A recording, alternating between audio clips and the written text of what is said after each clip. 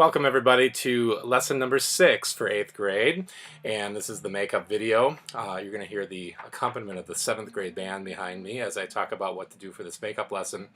For this lesson I'm going to make this video really short, and then I have a recording that I'd like you to send to me as usual to get your makeup points. So again, this is for lesson number 6, which took place on November 1st. So at this point, we are working on solos, and depending on when you're listening to this video, you may have just begun working on your solo, or you are at the point of almost getting ready to record it. And so for this makeup lesson, one thing I want you to really work on are some of the markings in your music outside of the notes and rhythms. For example, dynamics. I want to hear you really get better at playing your louds and softs. So really pay attention to the symbols like forte, piano, mezzo forte, crescendos, and decrescendos, and make sure that there's an audible difference between those dynamics. One way that you can check that is to record yourself and then listen back and see, can you tell that the louds are loud and the softs are soft?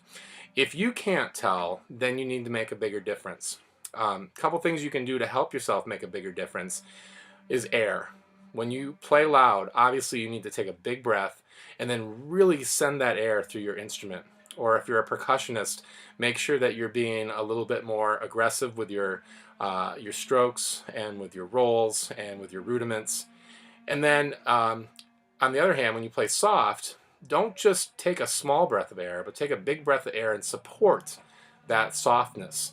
I always use the water faucet example. You know, when you turn a water faucet on just a little bit and you get that slow little trickle of water coming out, there's a lot of water ready to come out, but the faucet is only sending out a little bit. So that's like playing soft. You take this huge breath of air, but then you just let a little bit into your instrument. And again, if you're a percussionist, those drumsticks or mallets are just a little bit above the drum or the mallet instrument. If you're on a snare drum, you're playing more towards the edge of the drum to get that soft sound. And then crescendos and decrescendos, be very careful with those.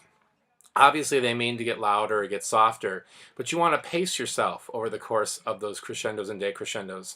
Sometimes we end up seeing one of those and we just instantly get softer or instantly get louder. You want to have a gradual volume change, whether you're getting louder or softer. So some things to think about there with dynamics. Now the other thing that's in your music that's very important to pay attention to is articulations. These would be things like slurs, accents, staccatos, tenutos, marcatos. For percussionists, looking at things like your rolls and some of your rudiments like your flams and drags, but as well, accents, and making sure you're paying attention to those things. Now, some of those terms I just used, you're probably like, what are those? Accents, little symbols that look like that. Okay, it means to give a little extra accent or a little emphasis to the note, punch it a little bit harder. A staccato, the dot that's above or below a note, means to make the note separated, or sometimes we just say short, but make sure there's space between the notes. A tenuto is the dash, which is the opposite of a staccato. It means give the note full value, try not to have space between the notes. It's different than a slur because you're actually still tonguing the note, but you're tonguing it where there's just no space between them, like ta, ta, ta, ta, okay? Marcatos are these, kind of like the upside down accent. It means kind of a fat emphasis, whereas an accent might be dot. A marcato is like a dot, okay? You're just really giving it that extra weight to the note, okay? Percussion, I think you're all familiar with flams, you're familiar with drags, those rudiments. Make sure that you're playing those if your song has those in it, especially some of those snare drum etudes have flams in them. And then also really be concerned about those rolls. If you're playing snare drum, make sure you're doing making a noticeable difference between your 5, 9, and 17 stroke rolls. If you're playing mallets, make sure you're doing single stroke rolls. Make sure you're not playing right above the chord that goes below the keys. Those nodes, make sure you're on the edge of the key or in the middle of the key, okay, or the bar, I should say. So some things to think about here as you're practicing. So your assignment is to record the first 30 seconds of your solo, the one that you've chosen, and I want to hear those dynamics and those articulations. Really put emphasis on that. Yeah, right notes and rhythm's definitely important, obviously, too.